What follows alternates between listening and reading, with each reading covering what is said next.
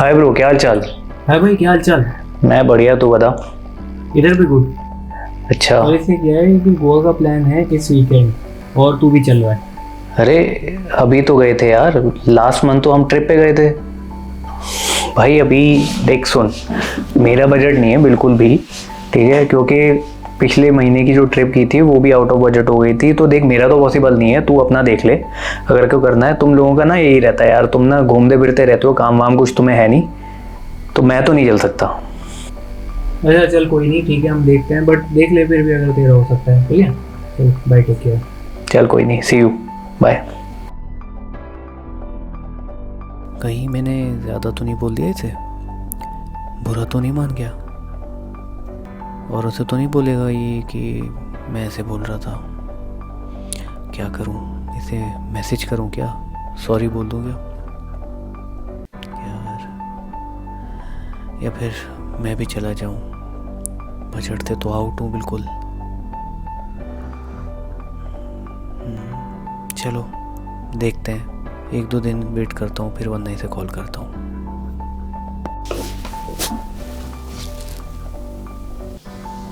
Hello. हाँ bro, क्या हाल चाल। यो ब्रो, व्हाट्स अप। अच्छा, मैं ये कह रहा था कि उस दिन जो मैंने ज़्यादा बोला था तेरे को, तुम लोगों को बुरा तो नहीं लगा? हम तो गोवा में हैं, बस क्या मजे कर रहे हैं। तू चला ही, Already? तू आ जाता तो बढ़िया रहता। नाइस नाइस, चलो एंजॉय करो फिर, बढ़िया। ओके चलो, हैव फन। चलो यार, थैंक्स, बाय। क्या यार, बेकार में मैंने अपने 2 दिन खराब किए। All was good.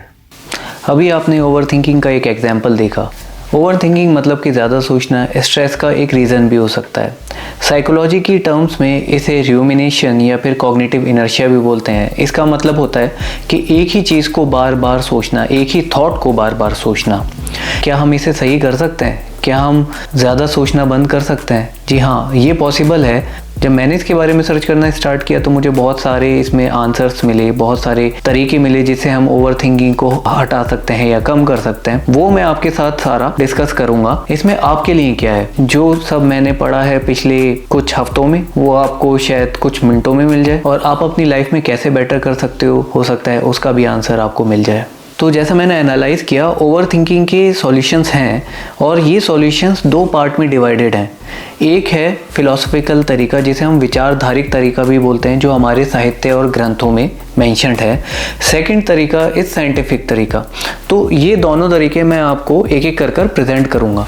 Philosophical wise 5 ऐसे तरीके हैं जिससे आपकी ओवर थिंकिंग कम हो सकती है। तो ओवर थिंकिंग और स्ट्रेस कम करने का पहला तरीका है identify and focus what's with in your control. तो जो आपकी कंट्रोल में है आप उसी पर एक्शन लो और उसी पर काम करो। फॉर एग्जाम्पल, अगर 2 स्टूडेंट्स हैं और उनका एग्जाम काफ़ी करीब है, एक स्टूडेंट 100% डेडिकेशन के साथ पूरी मेहनत कर रहा है और वो विदाउट एनी रिजल्ट की टेंशन लिए सिर्फ एग्जाम की प्रिपरेशन पे फोकस कर रहा है, और दूसरा स्टूडेंट है जो एग्जाम की बहुत ज़्यादा टेंशन ले रहा है। ऑल्दो वो कैलिबर में गुड है, बट उसके बाद भी वो इतना ज़्यादा टेंशन ले रहा है, नर्वस हो रहा है कि वो एग्जाम की प्रिपरेशन में ध्यान ही नहीं लगा पा रहा। तो आप भी बता सकते हैं कि किसका रिजल्ट इन द एंड ज़्यादा बेटर रहेगा। तो किसी भी सिचुएशन में कंसंट्रेट करें कि आप क्या चेंज कर सकते हैं। एक बार आपने वो डिटेक्ट कर लिया तो उस पर काम करें और आगे बढ़ें। सेकेंड तरीका है accept that everything happens for a reason.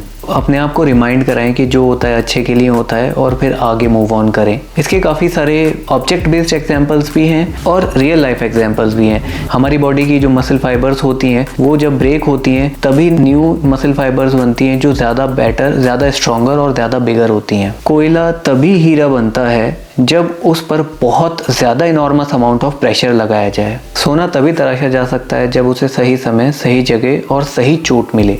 इसका एक real life example Steve jobs का भी है। आपको पता होगा कि स्टीव जॉब्स ने एप्पल फाउंड की थी, बट उन्हें एप्पल से निकाल दिया गया था, जिसके बाद उन्होंने दूसरी कंपनीज नेक्स्ट और पिक्सर फाउंड की थी। इन कंपनीज में स्टीव जॉब्स ने काफ़ी नई चीज़ें, क्रिएटिव चीज़ें सीखी, उनका काम करने का तरीका बदला। लेटर ऑन जब एप्पल ने नेक्स्ट और पिक्सर को एक्वायर किया तो स्टीव जॉब वापस एप्पल के सीईओ बने, और उन्होंने बाद में जो एक्सपीरियंस नेक्स्ट और पिक्सर में गेन किया था, जो क्रिएटिविटी उनमें आई थी, वही आगे चल के एप्पल में भी यूज़ की और उससे काफ़ी बड़े डिसीजंस लिए अपने एक्सपीरियंस के साथ। Third is understand the nature of the mind. अपने माइंड को समझना और मास्टर करना बहुत ही ज़्यादा ज़रूरी है। फॉर एग्जाम्पल आपका एग्ज़ाम है बट आप सोशल मीडिया पे लगे हुए हो, आपने वेट लूज़ करने का सोचा है बट टाइम आने पर आप अपने आप को कंट्रोल नहीं कर पाते जंक फूड खाने से।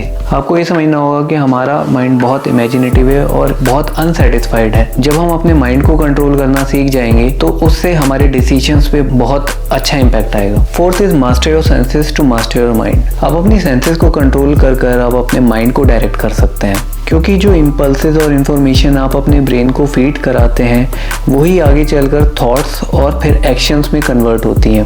फॉर एग्जांपल बहुत लाइकली चांसेस हैं कि अगर आप स्मोकर्स के ग्रुप में रहते हो तो कहीं ना कहीं आप भी स्मोकिंग करना स्टार्ट कर दोगे।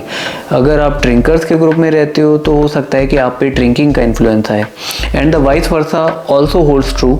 अगर आपके आसपास के फ्रेंड्स बहुत ज़्यादा फिटनेस में हैं तो हो सकता है आप पर भी बहुत इम्पैक्ट आए और आप भी अपनी हेल्थ को प्रायोरिटी देने लगे। Fifth is work without attachment. तो इसका मतलब है कि आप अपने गोल्स पर काम करें और अवॉइड करें कि आपकी खुशी किसी आउटकम या किसी पर्सन पर या फिर किसी चीज से अटैच ना हो, अदरवाइज वो फ्रस्ट्रेशन का भी कारण बन सकता है। There is a saying in English, if you stick close to the barber's shop sooner और later you will get your hair cut done. तो सिमिलरली अगर बिना रिजल्ट्स की टेंशन लिए, बिना आउटकम से फ्रस्ट्रेट होते हुए अगर हम सिर्फ अपने गोल्स पर काम करते रहे तो सूनर और लेटर हमें भी हमारा एक्सपेक्टेड रिजल्ट जरूर मिलेगा। There is a saying in English, if you are sad then you are in the past, if you are anxious then you are in the future, and if you are still then you are in the present. इसका हिंदी में अनुवाद है, अगर आप उदास हैं तो इसका मतलब है कि आप अपने बीते हुए कल में हैं, अगर आप डरे हुए हैं या फिर घबराए हुए हैं आप अपने फ्यूचर में हैं, अगर आप एकदम शांत हैं तो आप अपने आज में हैं। तो अगर साइंस की बात करें या फिर साइकोलॉजिकल टर्म्स में बोलें तो ओवर थिंकिंग के इन जनरल दो टाइप्स होते हैं। पहला है पास्ट इवेंट ओवर थिंकिंग। तो इसमें इंसान बीते हुए कल के बारे में सोचता रह जाता है,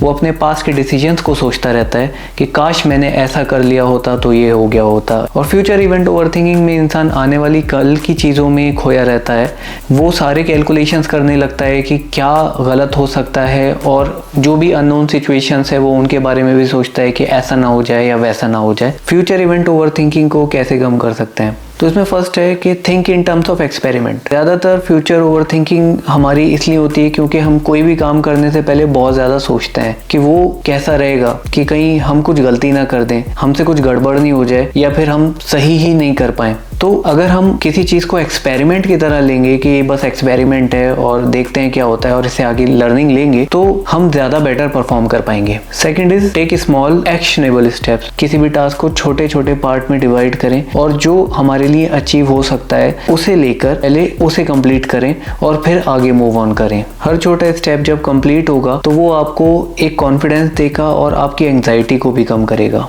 third is use fear as a compass. जिस चीज़ को करने में आपको डर लगे, जो ऐसा काम है जिसे करने में आप घबराएं, इन जनरल ऐसा होता है कि वही काम आपकी सक्सेस बन सकता है। फॉर एग्जाम्पल मैंने अपनी लाइफ में देखा है कि जब भी मैं किसी काम में घबराता हूँ तो और अगर मैंने उस काम को किया है तो डेफिनेटली उससे मुझे बहुत ज़्यादा लर्निंग मिली है और उसके अलावा मैंने बहुत कुछ नया सीखा है। पास्ट इवेंट ओवर थिंकिंग को ओवरकम करने के लिए जो पहला तरीका है वो है एक्सेप्ट एंड रिलीज। एक्सेप्ट करें कि जो पास्ट में हो चुका है वो चेंज नहीं हो सकता, और अगर चेंज नहीं हो सकता तो उस पर इतना ज़्यादा सोचना बेकार है, क्योंकि अगर आप उसमें बार बार सोचते रहेंगे तो वो सिर्फ रिग्रेट और स्ट्रेस ही आपको देगा और उसके अलावा कुछ नहीं। Second is set a time limit for reflection.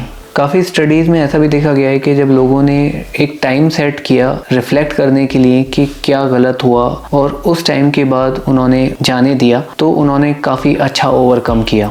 Third is practice self compassion. अपने आप को बहुत ज़्यादा क्रिटिसाइज नहीं करें। आपको ये समझना होगा कि हर कोई मिस्टेक करता है, तो जैसे आप अपनी फैमिली और लव्ड वंस की मिस्टेक्स को ओवरकम करते हैं या उन्हें माफ़ कर देते हैं, ऐसे अपने आप को भी माफ़ करें और अपने आप को सेल्फ क्रिटिसाइज बहुत ज़्यादा नहीं करें। तो ये थे फिलोसफिकल और साइंटिफिक वेज ओवर थिंकिंग को ओवरकम करने के लिए। आप बताएं हमें कमेंट्स में कि आपको कौन सा पसंद आया, और मेरी नेक्स्ट वीडियो होगी how to improve your liver function. तो अगर आपने अभी तक सब्सक्राइब नहीं किया है तो सब्सक्राइब करें ताकि आप मेरी नेक्स्ट वीडियो देख पाएँ, क्योंकि उसमें कुछ बहुत इंपॉर्टेंट डिस्कशंस होंगे। Thank you. I hope you and your family will be safe.